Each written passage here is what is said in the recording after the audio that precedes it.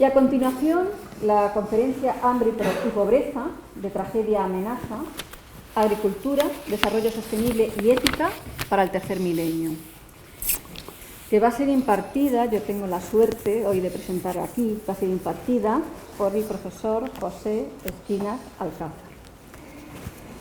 Voy a leer el currículum abreviado. Es doctor ingeniero agrónomo por la Universidad Politécnica de Madrid, así como doctor en genética y máster en horticultura por la Universidad de California en Estados Unidos.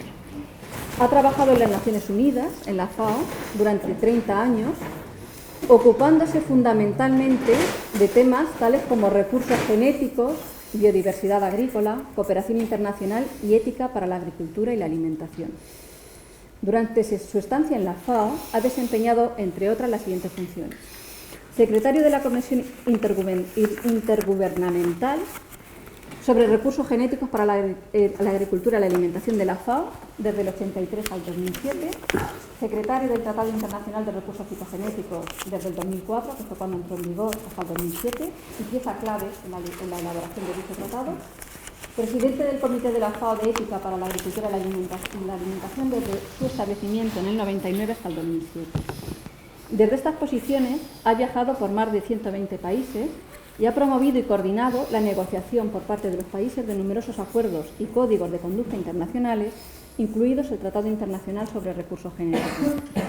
Ha publicado numerosos artículos y libros sobre los temas comentados y ha recibido numerosos premios y distinciones en reconocimiento a su actividad docente, de investigación y de desarrollo de políticas.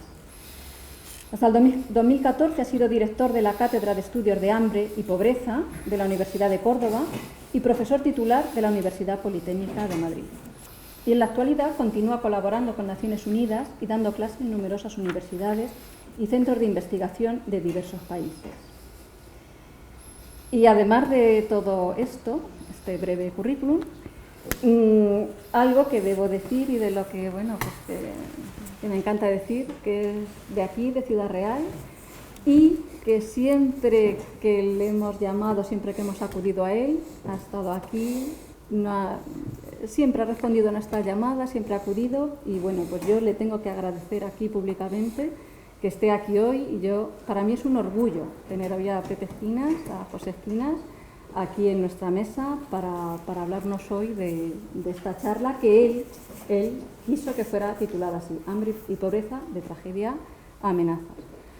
Muchísimas gracias, Pepe, de verdad, de corazón, por estar aquí. Estoy segura de que va a ser una charla que nos va a llevar a la reflexión, como he dicho al principio de las jornadas hoy, que nos va a hacer reflexionar mucho, nos va a hacer pensar mucho de que estamos haciendo cosas muy mal, pero de que las podemos cambiar, y para eso estamos aquí. Y como os decía antes, la gente joven que está aquí, por favor, escuchar lo que va a decir Pepe Espinas, que tiene mucha razón en todo lo que va a comentar. Muchísimas gracias, Marta, por el cariño y la amistad, y muchas gracias a todos por estar aquí, y muchas gracias a la universidad por organizar un tipo de jornadas humanistas e interdisciplinarias, y subrayo, no os dejen engañar en agrónomos con la agricultura. La agricultura tiene que estar al servicio de la sociedad, como todas las carreras tienen que estar al servicio de la sociedad, y está muy bien buscar trabajo después, y hay que encontrarlo, ¿sí? Pero formémonos como seres humanos en primer lugar, y además como especialistas, pero además, en ese sentido, la interdisciplinariedad hoy, que tenéis para las cosas más especializadas, Internet a vuestro lado y San Google, la interdisciplinariedad es lo más importante, es lo que da integridad y lo que te permite ver sin fronteras y ver al mundo en su conjunto. Las cosas cada vez están mucho más interrelacionadas y no se puede entender nada si no es en su conjunto. Esto para mí es la experiencia de vida fundamentalmente. Por eso, ojalá haya muchos actos interdisciplinarios. Quiero agradecer también a la Diputación y al Ayuntamiento por el apoyo que se están dando a estas jornadas, y una cosa que me ha encantado, que es que estén también promovidas por la Asociación de Alumnos. Si tenía alguna duda para venir, que no las tendré jamás, porque como decía mi hermano hace un ratito, cuanto más viejo eres, más miras a tu pueblo, pero si tenía alguna duda, el hecho de que sean los alumnos los que organizan esto, las quita todas. Y me alegra muchísimo el ver tantas caras jóvenes, porque justamente yo a estas alturas de mi vida puedo comparar cómo puedo ayudar, pues con un aporte de lo que ha sido la experiencia vital. ¿Sí? Y en ese sentido es fundamentalmente lo que quisiera es compartir con vosotros conocimientos, experiencia, el haber visitado más de 120 países en mi trabajo de 30 años en Naciones Unidas, me ha dado una experiencia riquísima. Y eso es lo que me gusta. Y sobre todo, y a la luz de esto, reflexiones. Reflexiones sobre de dónde venimos, dónde estamos y a dónde vamos. Cuáles son los valores reales por los que hay que luchar en la vida. Y en ese sentido os puedo aportar esa reflexión que vamos a reflexionar juntos. Yo no tengo la respuesta a ninguna de estas cosas, pero que es esencial si no queremos perder el norte o, si queréis, como no queremos perder el sur, que es el que estamos perdiendo más rápidamente. En ese sentido, eso enriquece multidimensionalmente y en todas las direcciones. Con respecto al tema en el que estamos, mira, estando en La Mancha, yo os diría que si en estos momentos Don Quijote estuviese con nosotros, sus objetivos serían luchar contra el hambre, luchar contra la pobreza y luchar contra las desigualdades. Esos son no los molinos que parecen gigantes, sino los gigantes que parecen molinos. ¿Sí? Entonces, este es un elemento importante porque gran parte de los problemas con los que nos encontramos hoy es justamente la causa está hambre, pobreza, desigualdades. Y seguramente muchos de esos problemas desaparecerían. Y ahí el título, del hambre como tragedia hace un siglo o dos, al hambre como amenaza como hoy. Porque en un mundo globalizado, no, la globalización no es una posibilidad. Yo estoy contra la globalización, no tiene sentido. La globalización está aquí. En el momento en que tienes internet, en que puedes llegar a Australia en 20 y tantas horas, ya está globalizado. En el momento en que llega la información instantáneamente en todas las direcciones, en el momento en que el mundo entero tiene las mismas modas y las mismas tendencias, con todo lo bueno y lo malo que eso significa, eso es globalización. Lo que pasa es que a mí lo que no me gusta es este tipo de globalización. El tipo de globalización que dice sí a la globalización y al libre intercambio de mercancías y de dinero, no de personas, por ejemplo, y muchas otras cosas. Entonces lo que tenemos que decidir es qué tipo de globalización queremos, qué tipo de futuro queremos. Está en nuestras manos más que nunca. Ninguna generación, ninguna, hasta estos momentos, ha tenido el privilegio, por una parte, de ver unos cambios rapidísimos que se están produciendo en todos los terrenos, pero también la enorme responsabilidad de que en estos momentos, mientras antes era evolución natural, evolución biológica, era la naturaleza, sobre todo el control, la influencia que el ser humano podía tener en todo eso era mínima. Hoy la influencia que estamos ya teniendo en todo eso es enorme, es enorme. O sea, hemos cambiado, tenemos la capacidad tecnológica y científica de cambiar el futuro de las especies, de la nuestra, pero de todas las demás. Yo vine hace 10 días, estuve en Bonn en una reunión sobre el control, la bioingeniería o control del clima, y es asombroso. Están pensando en poner una especie de escudo defensivo contra los rayos que están calentando la Tierra para que los refleje, porque hemos quitado la capa de ozono. Está bien, pero a mí me asusta, o sea, ¿por qué coño la quitamos? Para luego tener que inventar una cosa artificial que va a tener enormes repercusiones que no se pueden plantear, que no sabemos cuáles van a ser las consecuencias, que cada cosa que se hace en un sitio va a tener 1000 efectos impensados e impensables. Y en ese sentido, muchas veces es mucho más importante prevenir. Se están haciendo también experimentos de la vida fuera de la Tierra y se está utilizando determinadas plantas, entre ellos la quinoa, por cierto, como cultivo, porque admite muy bien las condiciones adversas. La NATO lo está haciendo para poder tener vida en Marte o en la Luna o donde sea. Pero es que estamos locos realmente. ¿No sería mucho más fácil cuidar de un planeta que es nuestra casa, coño, y donde hemos estado viviendo y nos hemos desarrollado y hemos coevolucionado? con los animales, con las plantas, con un medio ambiente, y somos lo que somos por esa coevolución, por esa coadaptación. Y simplemente, ¿cómo no vamos a defender nuestra casa? El medio ambiente no nos pertenece, los recursos naturales no nos pertenecen. Nosotros pertenecemos al medio ambiente, nosotros pertenecemos a la tierra. Las culturas primitivas tienen muchísimo que enseñarnos en esas cosas. Y entonces, esto de lo que estoy hablando son las amenazas tremendas que se nos vienen encima. Que nos encontramos en una situación que tenemos que defendernos para el cambio climático y poner un escudo. Fijaros bien que a lo largo de la historia, me diréis, bueno, se ha hecho muchas veces, cuando hay un problema se inventa algo nuevo, la biotecnología la tiene absolutamente, santo y bueno, y además ha sido muy, muy positivo. Pero cuidado que hay una gran diferencia. Mientras que todas esas cosas se han ido haciendo en pequeños experimentos aquí y allá, en miles de culturas distintas, y si un experimento fracasaba y esa cultura se hundía, no pasa nada. La vida está llena de culturas que han ido y han venido, incluido el Imperio Romano y todos los demás imperios que en el mundo han sido. Pero hoy, el experimento global, esa es la gran diferencia. El sistema prueba y error que se ha aplicado hasta ahora es necesario y no pasa nada. El mundo sigue, gracias a eso a veces. Pero cuando quieres hacer un experimento global de esta magnitud, la prueba y error no caben, porque si hay error, ha sido para siempre. Y aquí estamos en una situación en que no solamente podemos destruir, sino que estamos en el camino de destruir el planeta y, por supuesto, nuestra especie, que eso sería lo de menos. El planeta sigue y otros planetas seguirán, pero a nosotros, obviamente, como seres humanos, dice, bueno, es normal, es que así es la vida, la especie humana desaparecerá. Bueno, a mí sí me importa que no desaparezca. Y a nosotros creo que nos importa a todos. Pues esa es la amenaza fundamental. Obviamente, a lo largo de esta charla, quiero centrarme más en el tema de hambre, en el tema de agricultura, desarrollo sostenible, desde el punto de vista que es el más caro a esta escuela, que es justamente el desarrollo agrícola sostenible, la ética, o si queréis, la bioética también, etcétera. Pero esta es la idea de la amenaza. Esta es la idea de que a dónde estamos yendo, quién está dirigiendo. ¿Qué fuerzas son las que están dirigiendo el futuro? Hoy tenemos el control del futuro. Tenemos una capacidad científica y tecnológica que nos permite, como decía Teilhard de Chardin ya en los años 20 del siglo pasado, decía, el hombre está adquiriendo una capacidad tal que le permite coger el volante de la evolución y llevarlo en la dirección que quiera. Hacer que la evolución cumpla su fin o a un aborto de la propia evolución.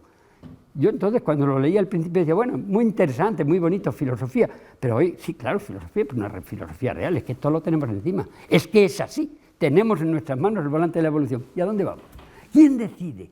Ese es el tema fundamental, ¿quién decide? Y si hablamos de quién decide, estamos hablando de ética. Porque la ciencia y la tecnología nos dicen lo que podemos hacer, y podemos hacer muchas cosas. ¿Quién nos dice lo que debemos hacer? Ahí está la ética, ahí están los valores, ahí están las morales, y ahí es donde se necesita el debate, y ahí es donde tenemos que ponernos de acuerdo qué tipo de futuro queremos construir para que al menos haya un futuro. Entonces, esto para mí es el abecedario de la universidad, de la universalidad que debe suponer la universidad, no las especializaciones, eso también, pero sin embargo estos debates son imprescindibles en los centros intelectuales y académicos, como esta Santa Universidad. Y entonces, claro, el problema es que en esa aeronave tierra, yo recuerdo a veces un chiste que contaban cuando yo era niño, que es el pasajero que va en un avión, aquí en Ciudad Real me lo contaban, y dice, señores, nos hemos perdido, pero no se preocupen porque mantenemos una velocidad excelente. Pues ahora yo lo aplico con sentido político. Aquí estamos, en la aeronave tierra, cada vez más rápida, pero ¿dónde carajo estamos yendo? ¿Quién tiene el volante? ¿Quién decide? ¿El ser humano? ¿Son los políticos los malos? ¿O somos nosotros por elegirlo? ¿O son el mercado? ¿Quién son? Pues curiosamente, fíjate, hay una serie de instrumentos útiles, muy útiles, de que nos hemos dotado en nuestra sociedad para ir hacia allá o hacia allá. Y esos instrumentos pues, se pueden llamar el mercado, se puede llamar la ciencia, se puede llamar la tecnología, se puede llamar el propio dinero o la banca, todos esos son instrumentos. Pero como instrumentos no tienen alma, como instrumentos no quieren ir en esa dirección o en la otra, los usamos para ir en una dirección u otra y son instrumentos que pueden servirnos perfectamente para ir más deprisa o más despacio en la dirección que consideremos oportuno. Bueno, pues esos instrumentos se han transformado en dioses. Los que han cogido hoy el volante de la evolución son esos instrumentos. Es suicida y es absurdo. Hay que retomar el volante de la evolución, poner esos instrumentos a nuestro servicio y decidir qué tipo de futuro queremos. Y esto no es una opción, es una necesidad de vida o muerte.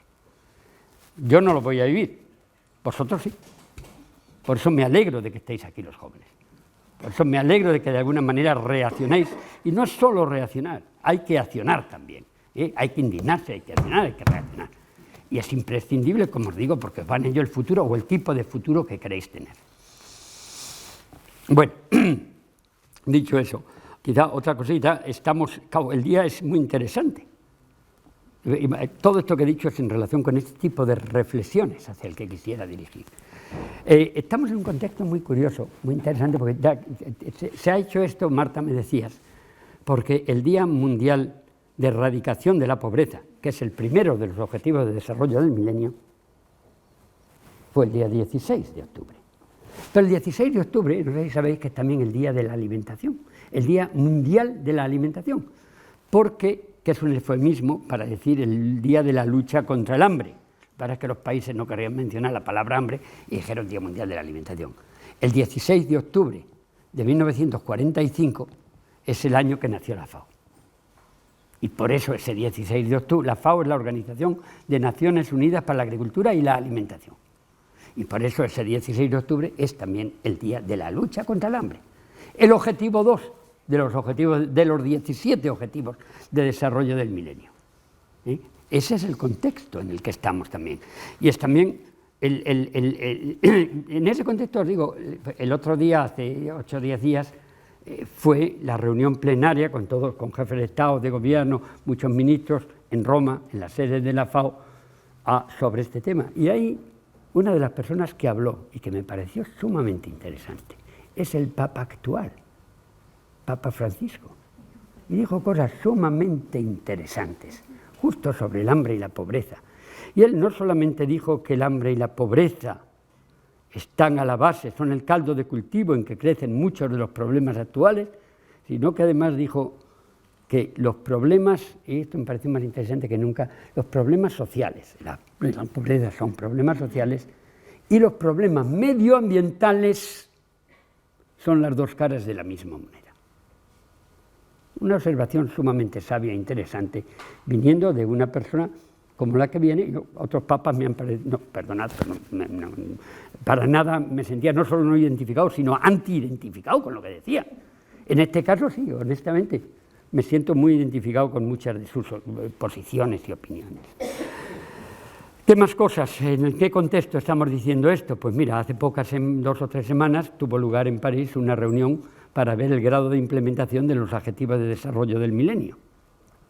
Esos objetivos de que nos hemos dotado para decir para el año 2030 tenemos que haber erradicado la pobreza, el hambre, etcétera, etcétera, hasta los 17.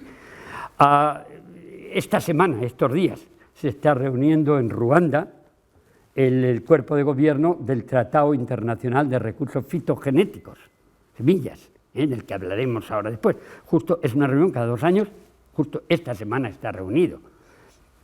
Más la semana que viene hay una reunión de la Conferencia de Cambio Climático en Bonn. Y la semana siguiente, en Ginebra, una reunión de la Comisión de Derechos Humanos de Naciones Unidas sobre una declaración universal sobre los derechos del campesino. Veis que son temas de absoluta actualidad, no es solamente que son importantes, es que afortunadamente el mundo se está ocupando y preocupando de estos temas. ¿Con qué grado de éxito? Ya no lo sé, porque no existe la voluntad política de afrontarlos de frente y diciendo son temas de vida o muerte. No, pero algo es algo, que siguen estando en primer lugar en la agenda internacional. Luego os diré también, la década entera es la década internacional de la biodiversidad y sobre todo la biodiversidad agrícola, que es la que nos da de comer. No cabe ninguna duda que el oso panda es más sexy, pero quien nos da de comer es el trigo, es la cebada, es el tomate, es tal. Eso no que nos sorprende absolutamente. La diversidad es sagrada en todos los aspectos y se debe mantener, pero la diversidad agrícola, que es la menos conocida, la que menos hablan las televisiones, es la más esencial para el ser humano, para nosotros. Vamos a ver un poquito de lo que vamos a hablar aquí. En efecto, os decía Marta hace un ratito que yo pedí este título porque estábamos buscando un título atractivo, ¿verdad, Marta? Ella me propuso varios que eran el mismo espíritu que este, pero vamos a buscar un atractivo entonces de tragedia-amenaza. Y ahora esto de tragedia-amenaza, de lo que acabamos de hablar, pero vamos a aplicarlo al tema del hambre concretamente. Y después le hemos puesto un apellido, un subtítulo, y el subtítulo es Agricultura, Desarrollo Sostenible y Ética.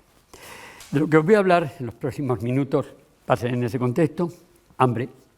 Fijaros que si bien los objetivos de desarrollo del milenio, de desarrollo sostenible del milenio, el objetivo 2 es erradicar el hambre y la pobreza para el año 2030, en los años anteriores sí ha habido muy pequeños avances, pero un poquito.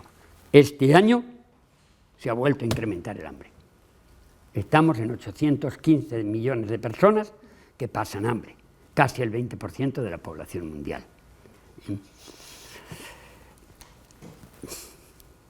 Y en ese sentido, por las razones que vamos a ver luego después, eso que antes era tragedia, hoy es la mayor amenaza, y aquí vamos a ver un poquito la conexión que tiene todo esto con los que llamamos grandes males de nuestro tiempo: inmigración ilegal, violencia internacional, grandes enfermedades o pandemias. Vamos a ver la conexión con el hambre, que es radical, es enorme, pero eso lo vamos a ver con ejemplos. Y esa sería un poquito la idea del hambre. Pasamos a agricultura. ¿Por qué? Porque, hombre, mira, os doy una definición muy simple de agricultura. Los profesores de la escuela me van a decir simplista, pero nadie creo que sea capaz de decir que es mentira. Agricultura es esencialmente la transformación de los recursos naturales del planeta, tierra, agua, aire, diversidad biológica y energía, en alimentos. Eso es agricultura, en alimentos o otros productos para satisfacer nuestras necesidades básicas. Eso es agricultura. Para hacer esa transformación necesitas tecnologías, y esas tecnologías pueden ir desde las más tradicionales del cultivo de la tierra, a ordeñar una vaca, hasta las más modernas en los laboratorios de biotecnología. Ese es el instrumento a través del cual unos u otros conseguimos la producción de alimentos. Eso es agricultura esencialmente. Y en ese contexto vamos a ver el sistema agrícola dominante, no el único, ni muchísimo menos, pero el sistema agroindustrial, el agrícola dominante, sobre todo en los países desarrollados, ¿es eficaz? ¿No es eficaz? ¿Es justo? ¿No lo es? ¿Es equitativo? ¿No lo es? Pues adelante una cosa, un sistema que en estos momentos es capaz de producir y está produciendo el 60% más de los alimentos que se necesitan para alimentar a la humanidad, 60% más, y mueren de hambre al día 40.000 personas, algo está fallando. No hablo del sistema agrícola, yo no quiero separar entre agricultura y alimentación. No hay unos que producen alimentos y otros que los consumen. Vamos a poner la cadena completa, porque no me sirve de nada producir muchos alimentos si al final no van a llegar a la boca del que come. Y ahí veis una tremenda injusticia. Producimos mucho más de lo necesario, ahora veremos a qué costo, y sin embargo la gente muere de hambre en cantidades enormes. ¿Sí? Entonces vamos a analizar esto, a ver qué falla, cómo se puede corregir lo que falla ahí. Y vamos a ver también que esto tiene un coste. El producir más de lo que necesitamos tiene un coste inmenso sobre los recursos naturales del planeta necesarios para uso y disfrute de las demás generaciones, para que sigan usando esos recursos naturales, transformándolos en alimento nuestros hijos y nuestros bisnietos, o como dicen los indígenas, las 7 próximas generaciones, o las que queramos. Y entonces, en ese sentido, vamos a hablar de desarrollo sostenible. Y atento, desarrollo sostenible, os habrán dado muchas definiciones muy sofisticadas, cada vez más sofisticadas, porque es un cajón desastre donde se quiere meter todo. No, vamos a los orígenes. Desarrollo sostenible es, según la Comisión Brundtland de Naciones Unidas, definido en 1989, es el desarrollo que no destruye los recursos naturales sobre los que se basa. Tan simple como eso y tan importante como eso. Todo lo demás es otra cosa. Dice, y que tenga salarios justos y que tal y que cual. No, a eso yo le llamo ética. Desarrollo sostenible no es suficiente. Tiene que ser un desarrollo ético, etcétera, etcétera. Y le ponen los apellidos que quieras. Pero vamos a separar. Y por eso, porque no es suficiente con que un desarrollo sea sostenible, sino que tiene que ser también socialmente justo y tiene que tener otra serie de características, hablamos al final también de ética. ¿Sí? Entonces, eso es un poquito el título de la charla y de lo que vamos a hablar con mayor o menor intensidad, pero sobre todo en lo que me gustaría que al final hubiese espacio suficiente para poder tener un debate rico. Entonces, yo procuraré seguir un esqueleto, pero de ese esqueleto, por favor, no dudéis de hacer preguntas y contribuir con vuestras reflexiones, porque esa es la manera de que nos enriquezcamos todos. Aquí no hay profesores y alumnos en este tipo de cosas, no. Aquí hay experiencias vitales y aquí hay intercambio, en muchos casos, y cuando hablamos de reflexiones, de opiniones, que me van a enriquecer a mí y a las personas de mi edad que veo por aquí, tanto como a vosotros mismos, quizás de manera distinta, no cuantitativa, sino cualitativamente de manera distinta, pero así es. Después de esto, sí quisiera, al final de esta exposición mía, y antes incluso que comience las preguntas, o si no, durante las preguntas, decir otra cosa. En toda esta situación, ¿cómo puedo contribuir yo a mejorar las cosas? ¿Qué podemos hacer nosotros? Y os adelanto una cosa, que podemos hacer muchas cosas, absolutamente sí, y el que diga que no se está engañando a sí mismo y nos está engañando a todos. Y vamos a hablar de eso, y vamos a hablar de muchas cosas que podemos y debemos hacer, como consumidores y como ciudadanos del mundo, porque si hablamos de globalización, a mí me importa un carajo que hayas nacido en Francia, en Italia, en Estados Unidos, en la China. Eres ciudadano del mundo. Hoy no hay, hay fronteras. Definía, ¿quién era Josep Borrell? El otro día me gustó mucho. Dijo, las fronteras son las cicatrices que las luchas fratricidas han dejado en la piel de la tierra. Creo profundamente en eso. Son las cicatrices que nos han quedado. Eso no quiere decir de ninguna manera, cuidado, y quiero salir al paso, eso no quiere decir que no deba haber diversidad cultural, profunda, enorme. Eso es necesario. La diversidad, no solo biológica, sino de todo tipo, es fundamental. Y en ese sentido, cuanto más diversidad, mejor, más riqueza. No confundamos unidad, gobernanza mundial, unidad de miras, etcétera, actuar todos unidos como ciudadanos del mundo, con uniformidad. Ahí está la gran tragedia. Confundir eso es terrible.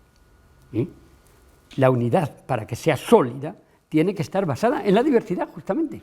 En la diversidad biológica, en la diversidad de lenguas, en la diversidad de culturas, en la diversidad de sistemas agrícolas.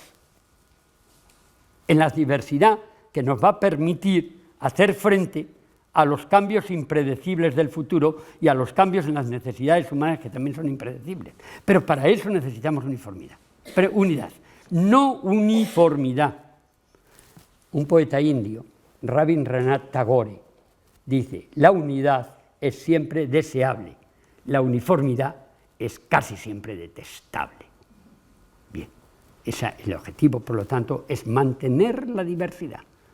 Cada pueblo contribuye con su gran riqueza y debemos contribuir a que ese pueblo pueda mantener sus raíces, mantener su identidad local. La Mancha la suya, como muchos otros pueblos, como todos los pueblos del mundo, y con esa identidad contribuir a objetivos consensuados por todos o dialogados por todos en ese establecimiento de valores para decir a dónde queremos ir con la nave Tierra, cómo podemos mantener esa diversidad al mismo tiempo dentro de un concepto de desarrollo sostenible, en armonía con el medio ambiente y con ética, lo que yo llamaría SEDA, sostenibilidad, ética, diversidad, armonía. Y la ruta de la SEDA sería esa, hacia un futuro mejor. Bueno, pues entonces les decía que al final hablaremos de qué podemos hacer cada uno de nosotros para que veáis que sí, no solamente podemos, sino que tenemos la obligación de hacerlo, la obligación moral. Vamos a empezar hablando un poquito del hambre. y aquí ya sí os aporto números, os aporto datos, e incluso mi intención es que luego abrir un serie de preguntas, pero no dudéis, por favor, en interrumpirme cuando queráis para pedir cualquier aclaración o decir que no estáis de acuerdo o expresar vuestra opinión. Que aparte de que al final tengamos un coloquio, interrumpid siempre y cuando queráis. Mira, decía antes que en estos momentos hay más de 800 millones de personas que pasan hambre. Pero esto significa, en términos un poquito más drásticos, que 17 millones de personas mueren cada año como consecuencia del hambre y la malnutrición. Son datos de Naciones Unidas, son datos de la FAO. Y si dividís por el número de días del año, eso significa que cada día mueren como consecuencia de la malnutrición 40.000 personas. Claro, comparáis estas cifras con el número de muertos en carretera o el número de muertos por esta o la otra enfermedad, y es que no tiene color. Y sin embargo, estas muertes silenciosas pasan desapercibidas. Nadie se ocupa de ello. Ahí está la tragedia. La tragedia es que mueren y sufren, pero la tragedia es sobre todo que lo ignoramos, que no tenemos la sensibilidad humana para darnos cuenta de lo que eso significa. Y que no hay una reacción inmediata de colocar como gran prioridad el evitar estas muertes. Y que ese mismo día que mueren como consecuencia del hambre y la pobreza esa cantidad de gente, 40.000, estamos gastando en armamento 4.000 millones de dólares. Y si dividimos lo gastado en armamento por el número de muertos del día, podríamos alimentar a ese muerto al precio que tienen los alimentos en el lugar donde muere durante unos 120 años. Por lo cual ya os estoy diciendo que es evitable. La solución no es dar limosna para que viva, la solución tiene que ser más profunda, buscar el sistema de desarrollo que permite a ellos tener la posibilidad de no morir de hambre sin necesidad del apoyo, pero si se necesita apoyo, nos sobra. Mirad, otro dato un poco alucinante, la FAO, Organización de Naciones Unidas, cuyo objetivo principal es acabar con el hambre en el mundo, y que muchos me dicen, pero ¿qué hace la FAO? Porque claro, la FAO se establece en 1945, ¿cómo es posible que no haya eliminado el hambre del mundo? Os doy una cifra muy simple. El presupuesto regular, presupuesto ordinario de la FAO de 2 años es el equivalente a lo que 2 países desarrollados gastan en comida de perros y gatos en una semana. Ya me diréis si con esos mimbres se puede hacer algo. Cierto que la FAO, como Naciones Unidas, hay mucha burocracia y muchas cosas, pero desde luego, si no existe la voluntad política de acabar con el hambre, no va a ser posible. Hay unos estudios también hechos por Naciones Unidas. Con el 3% de lo que Occidente ha gastado en salvar a la banca, no España, solo Occidente, en los 12 o 14 últimos años, con un 3% de eso sería posible erradicar el hambre en el mundo. Tan simple como eso. ¿Sí? Fijaros que Kennedy, en 1968, en el primer Congreso Mundial de Alimentos, dijo estas palabras. 63. Hoy tenemos los medios y tenemos la capacidad de eliminar el hambre de la faz de la tierra, en nuestra generación, solo necesitamos la voluntad política de hacerlo. Si en esa época tenían medios y capacidad, imaginaros hoy, sigue faltando la voluntad política de hacerlo. Cuidado con lo de la voluntad política, como os digo, luego hablemos de nuestras responsabilidades individuales, no es que ellos no hacen. Vamos a ver si nosotros hacemos. Gandhi dice, tu cambio personal es la medida del cambio que deseas en el mundo. Pero Gandhi era un gran sabio de nuestro tiempo. Sabio no es el que acumula conocimientos, va mucho más allá, porque sabe hilvanar unos con otros y además tiene el aspecto humano muy presente en su vida. Fijaros bien, más cosas. Uno de los problemas principales, ¿dónde van los alimentos que no alimentan a nadie? Y de eso vamos a hablar dentro de un momentito en la segunda parte, pero sí os adelanto una cifra. ¿Qué pasa con esos alimentos que no se producen y no alimentan a nadie? Pérdidas y despilfarros de alimentos en el mundo, 1.300 millones de toneladas métricas al año. Una tercera parte de la producción mundial se pierde en el camino y en muchos casos termina en la basura. Luego veremos en España cuánto. Y cuánto por persona y año. Y ahí sí hay nuestra responsabilidad, clarísima, clarísima. Cuando pensamos en consumir, en almacenar, en llenar la nevera, sin tener una idea del consumo responsable, porque no es solamente lo que cuesta eso, sino los recursos naturales utilizados para producir lo que nadie se va a comer. Luego le pondremos cifras a esto. Bueno, ahora, yo decía, ¿cómo hemos, de esta tragedia y de esta vergüenza, porque esas cifras comparativas muestran la vergüenza, cómo se llega a la amenaza? Pues muy bien, de manera muy fácil. Fijaros, hasta el siglo pasado, hasta mediados del siglo pasado, hasta los años 50, 1950, etc., las tragedias eran allí donde había hambre. La gente moría de hambre, pero a mí no me afectaba aquí. Y en este caso se estaba hablando de generosidad, de caridad, de solidaridad con ellos, etc.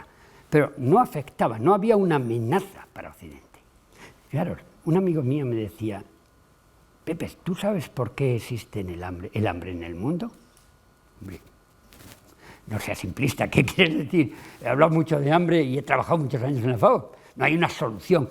No, existe el hambre en el mundo porque no es contagiosa. Si fuese contagiosa, y él me decía, mira lo que hemos gastado en la gripe A, mira lo que hemos gastado, de hecho, en la gripe A.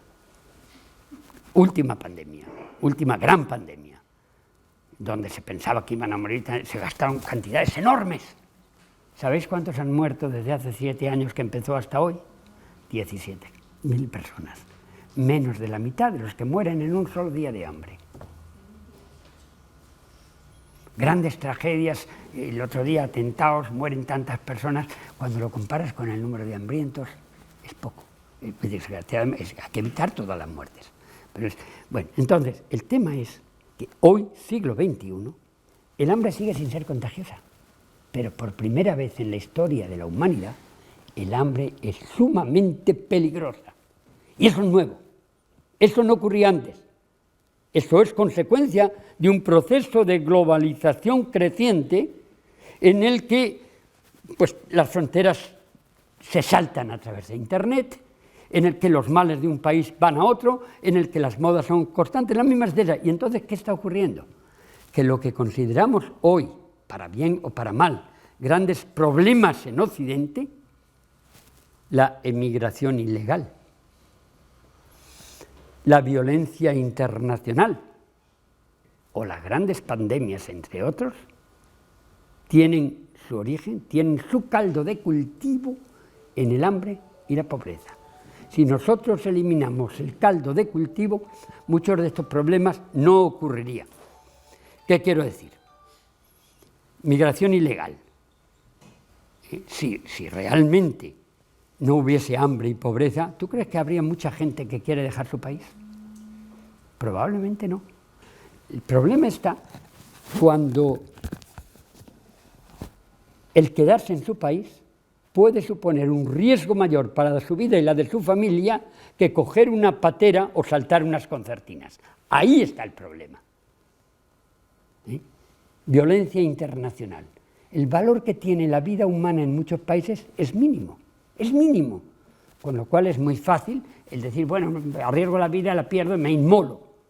Se inmola.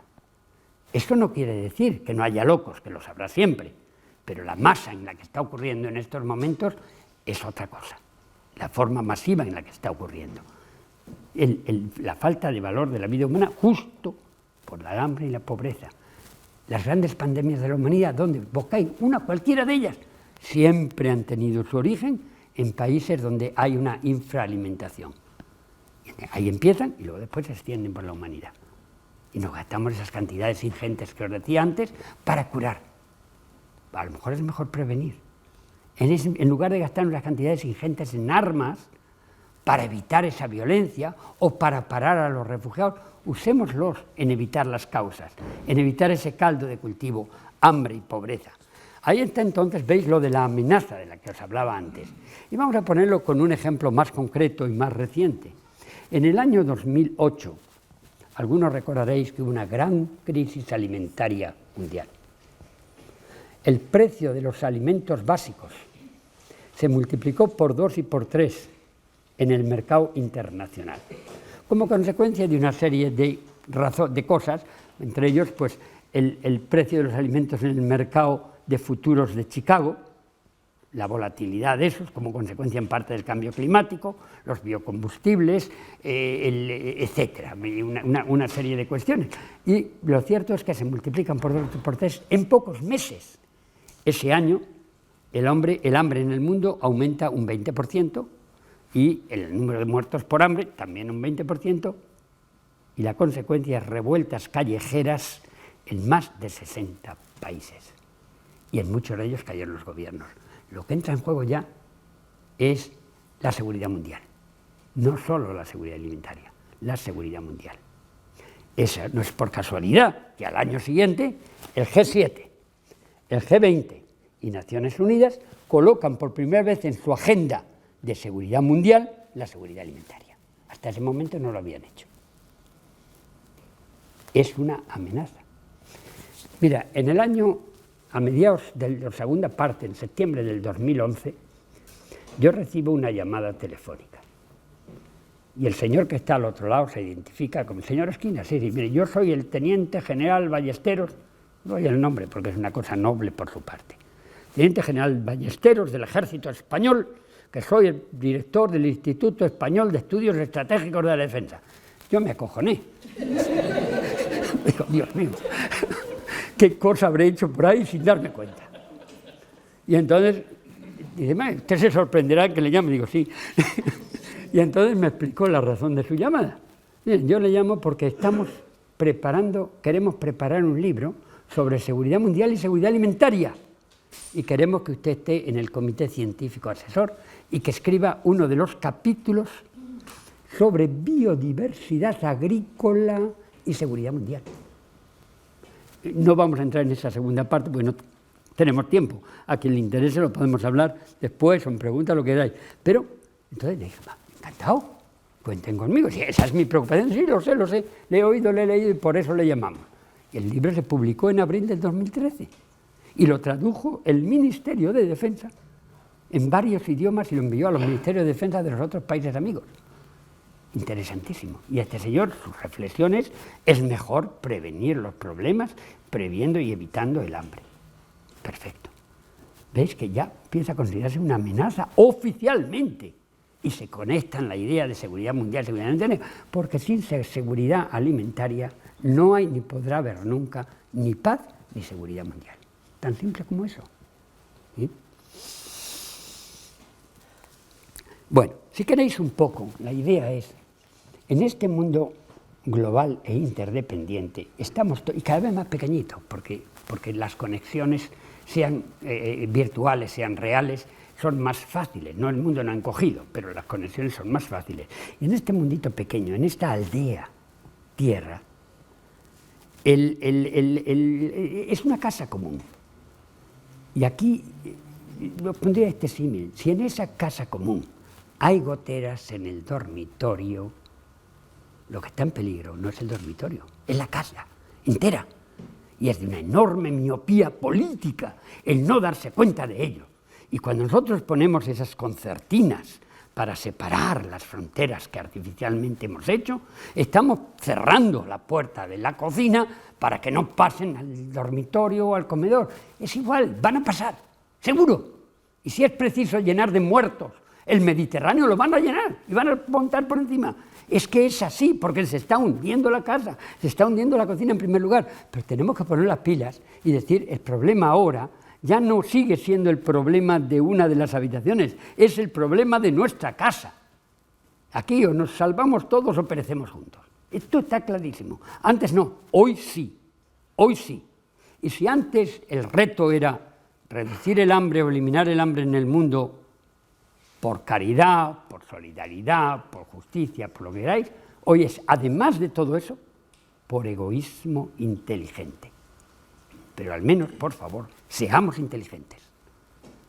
A ese punto estamos en estos momentos, y de ahí la gran importancia de la lucha contra el hambre. Yo creo que eso es un poquito esa primera parte de la que se ha hablado, cómo hemos pasado de la tragedia a la amenaza, y cómo es imprescindible reaccionar, aunque solo sea en nuestro propio interés. Ahora pasamos a esa segunda parte que os decía de agricultura, desarrollo sostenible y ética. Si os decía, bueno, en primer lugar yo diría una cosa, el hecho de que produzcamos mucho más de lo que se necesita para alimentar a la humanidad, ¿significa que no hay que producir más? No, significa que no hay que producir más a nivel global, sí a nivel local. Si tú quieres que llegue el alimento al que tiene hambre, lo que se trata es que tenga acceso al alimento. Y hay dos maneras de tener acceso. Una es comprándolo en el mercado internacional, sometido en estos momentos a una intensa volatilidad de los precios y por lo tanto inaccesible para muchos e impredecible lo que va a pasar el año que viene. La otra es producirlo localmente. Ahí no van a influir los precios internacionales para nada y ahí vas a seguir teniendo acceso a él. Entonces, ese es el reto en estos momentos. Y el reto, la segunda parte del reto, es mantener los recursos naturales que permiten a nuestros hijos o nuestros nietos seguir alimentándose.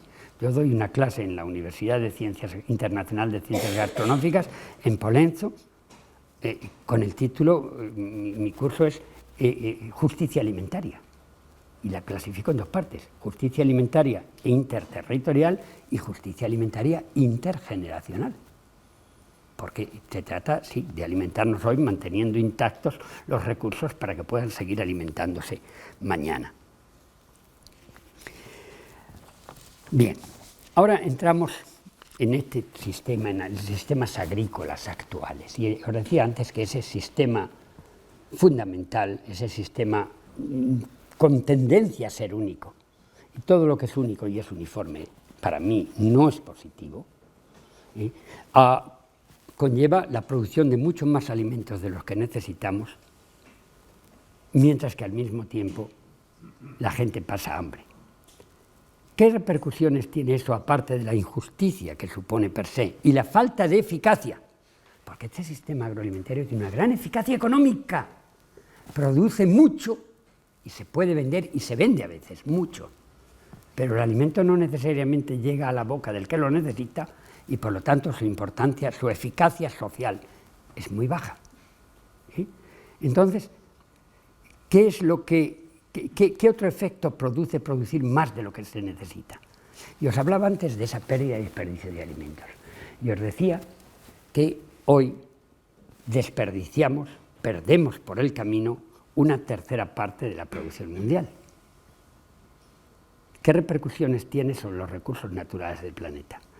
Para producir esos 1.300 millones de toneladas métricas a nivel mundial, que se desperdician y parte de ello va a la basura, que son 89 millones de toneladas métricas a nivel europeo y que son 7,7 millones de toneladas métricas en España, en época de crisis, que se desperdician o se pierden por el camino para producir eso, que son, si dividimos por el número de habitantes de España, son 169 kilos por habitante y año.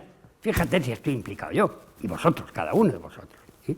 Para producir eso que no se va a comer nadie, estamos utilizando 1.400 millones de hectáreas, una tercera parte de las tierras cultivadas del planeta, 28 veces toda la superficie de España. Estamos utilizando, para que no llegue a la boca de nadie, estamos utilizando en producir eso 250 kilómetros cúbicos de agua dulce, que es una cuarta parte del agua dulce consumida en el planeta para agricultura y alimentación. Estamos utilizando 300 millones de barriles de petróleo y estamos con los gases invernaderos, consecuencia de la producción de esos alimentos que no se va a comer nadie, estamos contribuyendo en más del 15% a los cambios climáticos. Pero es que estamos locos, es que eso es sostenible, es que podemos seguir haciendo esa barbaridad, y ahora ya no estamos hablando de los que pasan hambre, estamos hablando de la lógica absurda de producir cuanto más mejor para vender, cuanto más mejor para enriquecerme, cuanto más mejor. No puede ser. Pongamos una racionalidad a todo esto. Yo recuerdo, y a veces me emociona pensarlo, cuando era pequeño, y algunos de vosotros los mayores lo recordaréis, y tu madre o tu abuela, cuando se te caía un trozo de pan al suelo, decía, coge ese trozo de pan, bésalo y cómetelo, porque el alimento es sagrado. Pero es que el alimento no puede ser, como está ocurriendo, una simple mercancía. Y es lo que está ocurriendo. Lo estamos transformando en una simple mercancía. Mira, os decía antes que el alimento medio, no sé si lo he dicho, el alimento medio que llega a nuestra boca, aquí en España y en Europa en general, ha recorrido previamente del orden de 2.500 kilómetros. En línea de media, 2.500 kilómetros. Son datos de Naciones Unidas. Con el despilfarro que eso supone de energía y además el tener que tener preservantes, el cambio en el sabor y la cantidad de esos preservantes van a causar un daño a la salud. ¿Qué sentido tiene eso? Hace unos años, en Portbou, cerca de Portbou, chocan dos camiones. Uno iba de España a Holanda, el otro venía de Holanda a España. Se vierte el contenido. Ambos tenían tomates. ¿No es absurdo? Ambos tenían tomates. Claro, un economista te dice, bueno, mejor, pero se compra y se vende más, sube el PIB. Me cago en el PIB. Me cago en el PIB. Pero es que el Producto Interno Bruto sirve para medir todo lo que es menos importante. El índice de desarrollo, si tenemos tiempo hablaremos de ello, al final no puede ser simplemente equiparado al crecimiento económico, porque es ridículo. Bueno, pues por esas medidas estamos midiéndonos en estos momentos, ¿sí? Y hablábamos de la salud, de los preservantes, de los agroquímicos que se han echado, etcétera, etcétera. Fijaros, yo estuve hace pocos meses, no, 2 meses escasos, menos de 2 meses, en el Parlamento Europeo, hablando sobre soberanía alimentaria y despilfarro alimentario. Bueno, una de las cosas que me enteré y que no sabía son cifras sobre salud humana relacionadas con los alimentos. Tú fíjate, más de la mitad, y ahora estoy hablando ya no de hambre, sino de malnutrición, más de la mitad de los europeos hoy son obesos o con sobrepeso. Nunca había ocurrido antes ni de lejos. Hemos aumentado la mala nutrición. Fíjate hasta qué punto que a nivel mundial, mientras que hasta el año 2005 el número de malnutridos era muy inferior, de malnutridos lo que quiero decir es de obesos, personas obesas y con sobrepeso, era muy inferior al número de hambrientos, en el 2005 se equiparan. Y hoy el número de personas obesas y con sobrepeso es el doble que el número de hambrientos. Estamos hablando de 800 y pico de hambrientos frente a 1.500 y pico millones de personas obesas y con sobrepeso. Bueno, pues en Europa resulta que es el sitio donde más hay, en términos relativos, en frecuencias. 50%, entre el 50 y el 60% de la población europea obesa con sobrepeso. Y en niños de 3 a 9 años el 32%. De nuevo estamos locos. Consecuencias de eso para la salud.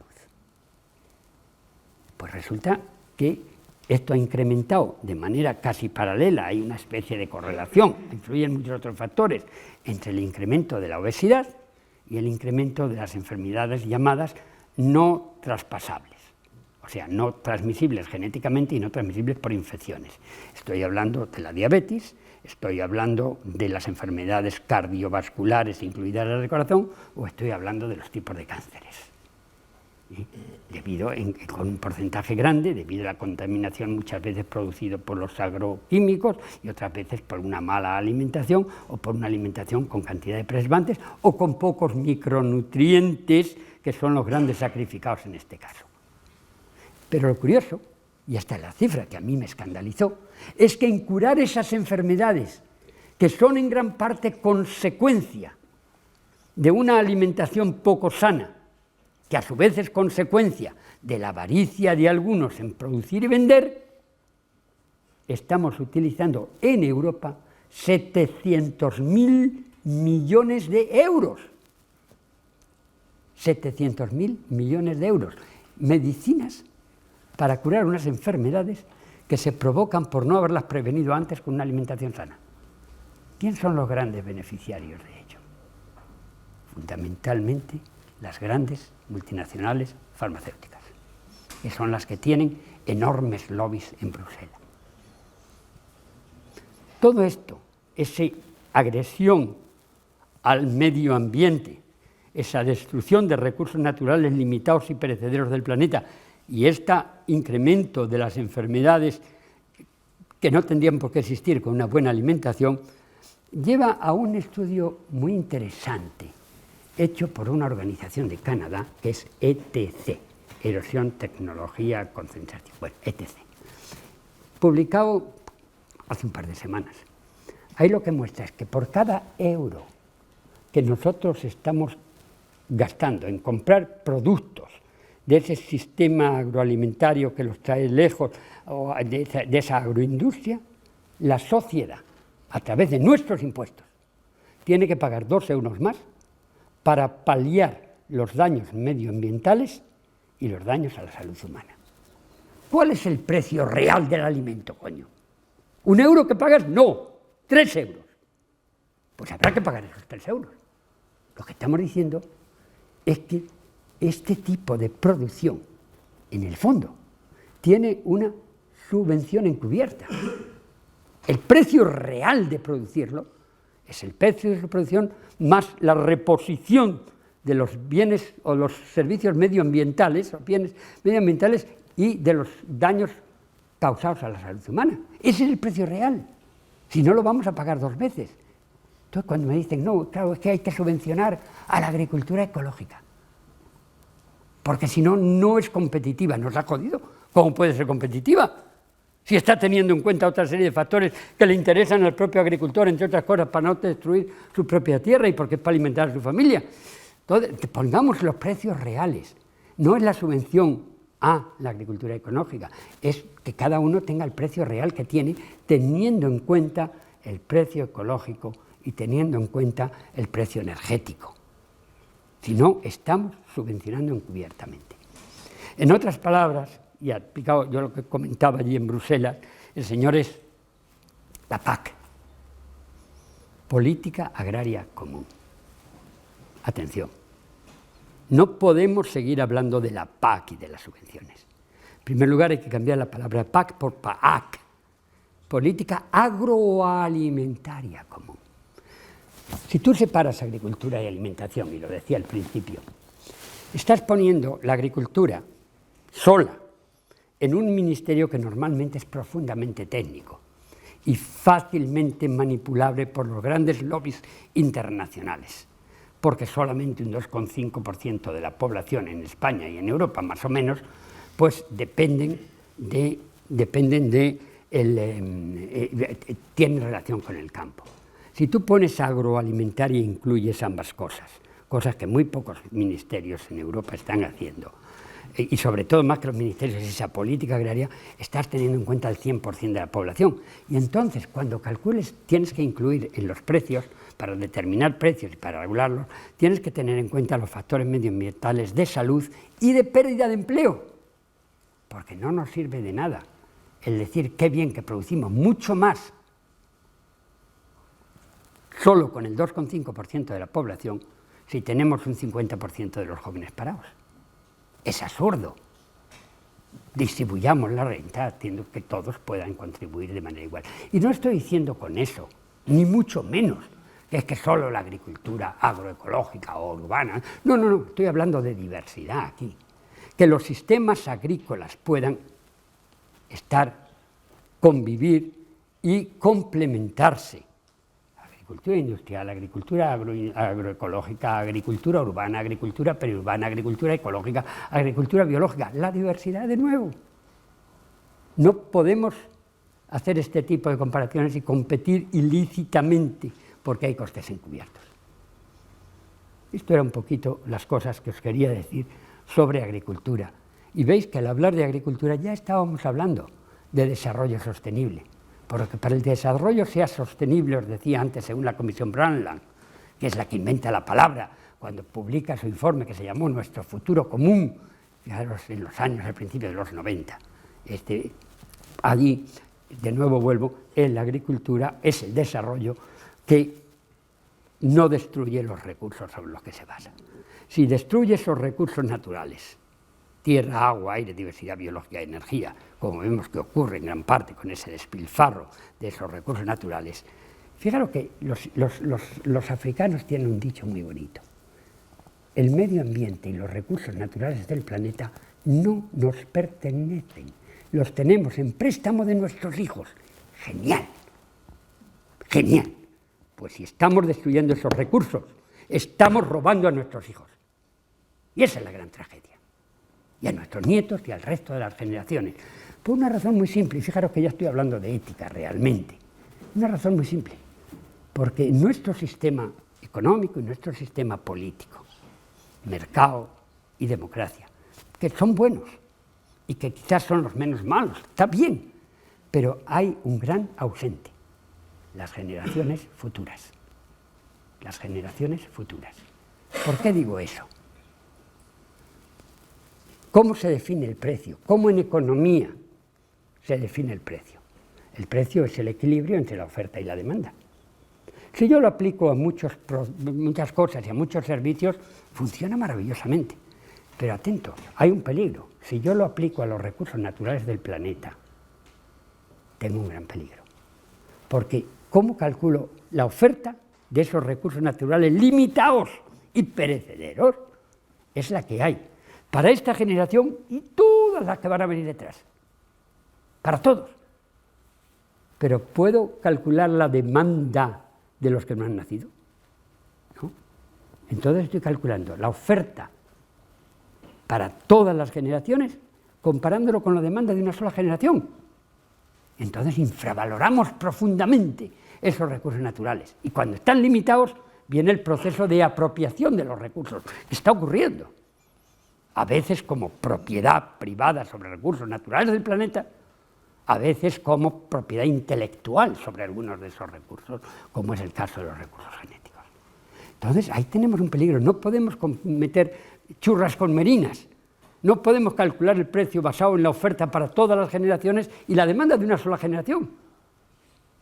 Porque estamos excluyendo lo que los economistas, de una manera zorramente sabia, llaman externalidades del sistema. Es que eso son externalidades del sistema.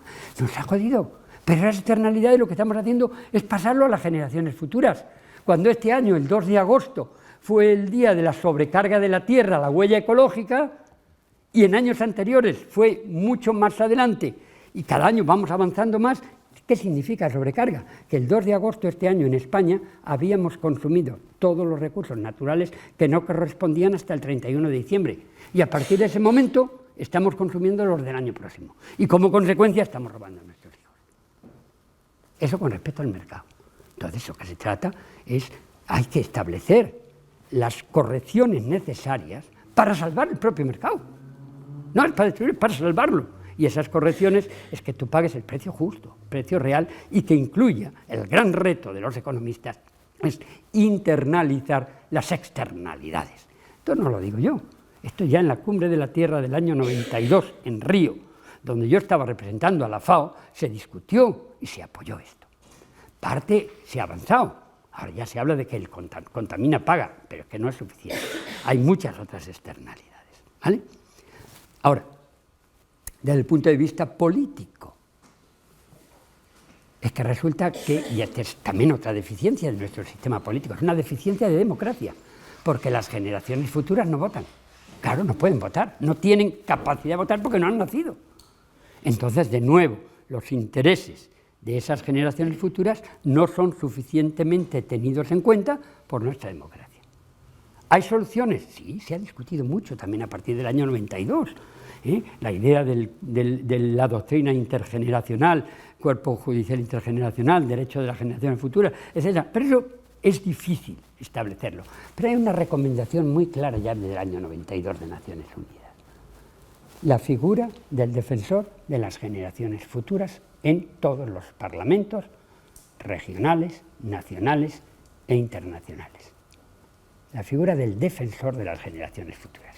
Una persona física o jurídica, porque puede ser un consejo, designado por consenso de todos, derechas o izquierdas. Estos no son problemas de izquierdas y derechas, tengámoslo muy claro. Esto es un problema de la humanidad en su conjunto.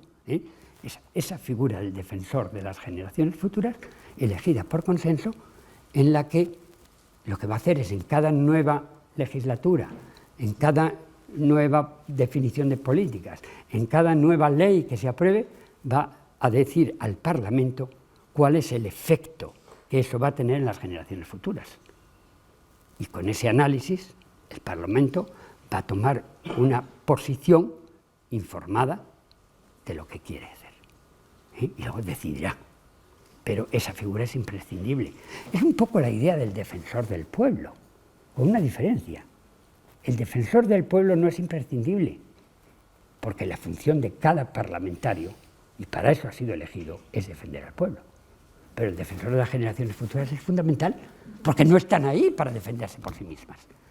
Bueno, esto, yo recuerdo los debates aquellos del 92, después, cuidado, hay unos 12 o 14 países que ya lo tienen, y hay más de 130 acuerdos internacionales que lo mencionan. Pero claro, 12 o 14 países entre 190 y tantos son muy poquitos. En España, en el año 2012, que me dieron un premio FAO España, etc., y me lo dio la reina Sofía, estaba presente el presidente de las Cortes, que era entonces Jesús Posada, estaba también presente varios miembros del gobierno y el director general de la FAO. Yo tuve 10 o 12 minutos para dar las gracias. Aproveché para hablar, entre otras cosas, y sobre todo, del tema del defensor de las generaciones futuras. Y tuvo su impacto. Tengo que decir, la reina dijo, nos has dado tareas a todos. Y luego Jesús Posada, el presidente del Parlamento, me invitó a comer un día para hablar de este tema. Y lo discutimos, le di mucha documentación y me dijo, mira, esto lo voy a sacar adelante por encima de todo porque es lo más importante y por mis nietos. Porque además, ya les comentaba él, y os lo comento a vosotros ahora, que los indígenas, cuando los sabios de los pueblos indígenas milenarios toman sus decisiones importantes, hay un grupo de sabios, generalmente un grupo de ancianos, que las toman. La primera pregunta, una de las primeras preguntas que se hacen, muchos, no todos, de esos pueblos indígenas es ¿cómo afectará esta decisión en las próximas 7 generaciones? ¿O en las próximas 5, en las próximas 4? Para mí esa pregunta, lo que está diciendo, para mí hay una relación directa en que cómo han llegado nuestros días unos grupos indígenas en unas condiciones tan adversas como las que están, pues probablemente por este tipo de preguntas. Y nosotros, coño, con una sociedad mucho más avanzada, no nos las hacemos. Bueno, pues Jesús Posada estaba convencido, lo voy a sacar adelante y tal. Terminó su mandato, no lo hizo, y hace unos meses me lo encontré por la calle y me dijo, Pepe, yo te aseguro que estaba convencido, pero es que siempre había cosas urgentes y quería que pasaran las urgentes para hacer estas cosas que son más importantes. Esa idea de evitar que lo urgente nos impida hacer lo importante, clave también desde muchos otros puntos de vista. Pero lo que estaba claro es una cosa, para mí la lección fue muy clara. No se puede hacer de arriba a abajo. Nunca funciona, o casi nunca funciona, hay que hacerlo de abajo a arriba. Y ahora os digo la estrategia que estamos siguiendo en estos momentos con un grupo de la sociedad civil, que es el grupo Sabia, Sabia con V de planta, ¿sí? en Andalucía, pero que se está extendiendo por toda España. Y esa base de hablar con los municipios y ponerse de acuerdo con todos los grupos políticos del municipio para que aprueben por unanimidad el apoyo al defensor de las generaciones futuras, no en el municipio, que no tendría mucho sentido, sino en los distintos parlamentos. Y esto está concluyendo de esta manera. Y fijaros que empezamos en abril. Y ya ha habido en julio de este año. Han pasado 3 meses y además quita el verano del medio. Ya ha habido más de 50, entre 50 y 100 municipios que han aprobado por unanimidad y aclamación esa moción que consiste en reconocer el problema y a continuación enviar cartas al presidente o presidenta del Parlamento regional, a la presidenta del Congreso de Diputados, al presidente del Parlamento Europeo y al secretario general de Naciones Unidas para que en el campo de su competencia establezca la figura del defensor de generaciones futuras. Esto lo han aprobado pueblos con alcaldes del PP, del PSOE, de Izquierda Unida, de Podemos, de los grupos andalucistas, etc. Esto cuando os hablo de entre 50 y 100 que lo han aprobado ya por unanimidad y están enviando las cartas, os hablo sobre todo de Andalucía porque ha nacido ahí, pero también de Castilla-La Mancha. Me parece que ha sido Montiel el primero de Castilla-La Mancha. El Ayuntamiento de Ciudad Real tiene en sus manos la moción firmada por la sociedad civil para que la lleve adelante, y también de otras comunidades como Valencia. Ayer un pueblo de Valencia lo aprobó, etc. Y la vocación, la idea, que está yendo muy rápida. Ayer fueron 4 los pueblos que lo aprobaron por unanimidad, anteayer 2 o 3, hace unos días 7. Es un proceso muy rápido. ¿Por qué? Porque no cuesta nada. Económicamente y políticamente es muy atractivo. Tenemos una carta de apoyo del secretario general de Naciones Unidas. Entonces, si esto es clamor popular, si se unen cientos de pueblos, miles de pueblos, es muy difícil que se pongan. Ya tenemos también este mismo tipo de mociones preparadas en otras lenguas y hay grupos no gubernamentales que los van a llevar a sus pueblos correspondientes en otros países de Europa. Bueno, pues esto es para que veáis que sí se puede hacer cosas. Esto es una manera también de deciros que hay cosas que podemos y debemos hacer. Y bueno, yo creo que ya estoy hablando demasiado, quiero hacer una cosita solamente. ¿Qué podemos hacer nosotros, aparte de estos casos, de estas casitas que os estoy diciendo? Mira, eso.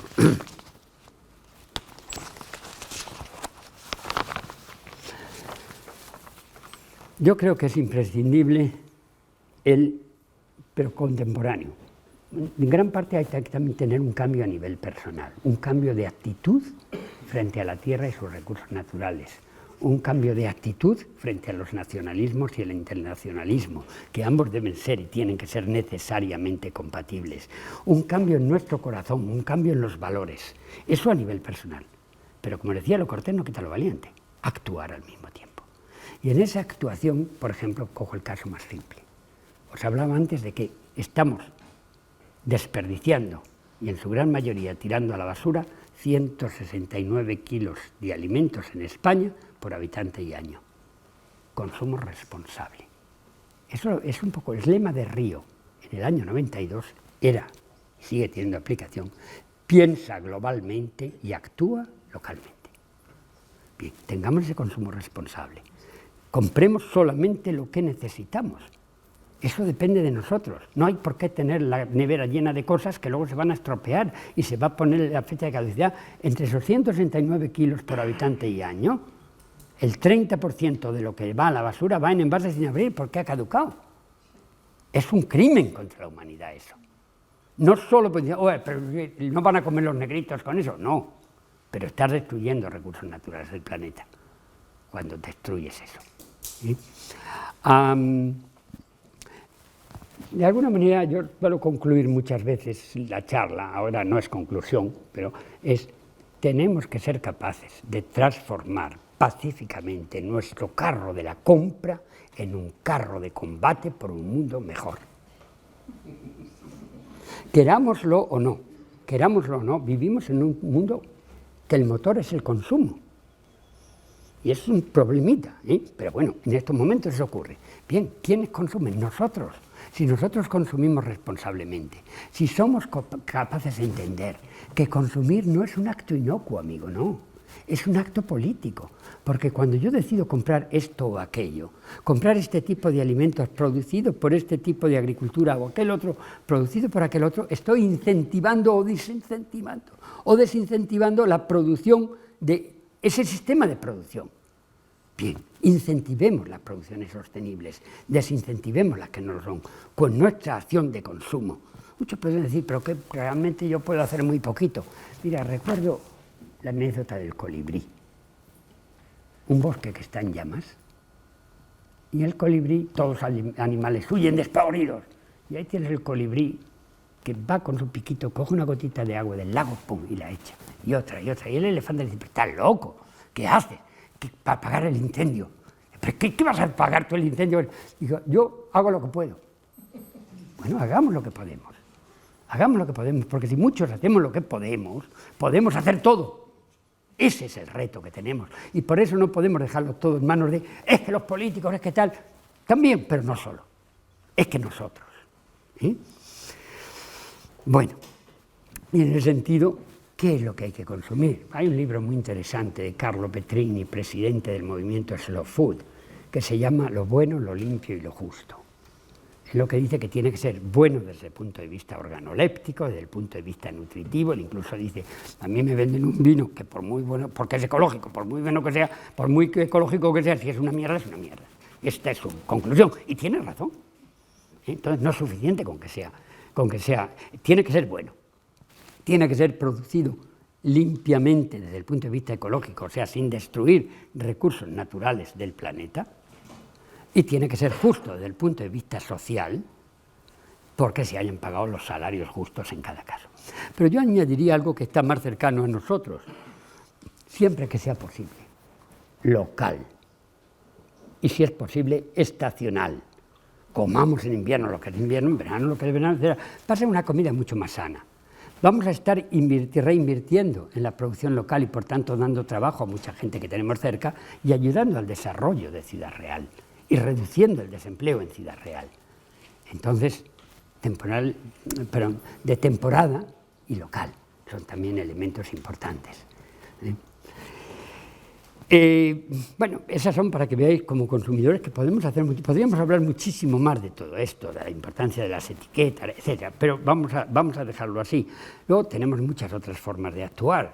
A través de Internet podemos adquirir informaciones reales, no mediatizadas por la prensa, que a veces está defendiendo intereses específicos. Podemos no solo comunicarnos horizontalmente, sino también asociarnos horizontalmente con personas que en otros países piensan como nosotros, a través de nuestra profesión. Y aquí quiero insistir, sois agrónomos, muchos de vosotros, estamos en una escuela de agrónomos y sois universitarios todos. No tenéis una profesión, cualquier profesión puede contribuir, pero la vuestra, mucho más.